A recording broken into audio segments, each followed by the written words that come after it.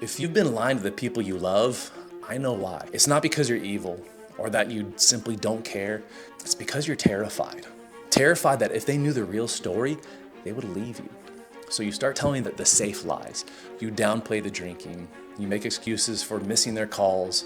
You maybe hide the bank statements. And I know that you truly think that you're protecting them.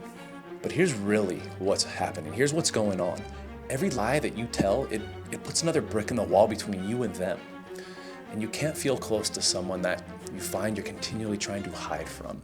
And the crazy part is that we tell ourselves we're lying to save the relationship. But the truth is the relationship that we're saving doesn't even exist. Because they're in love with the version of you that you have built and showed them, not the one you actually are.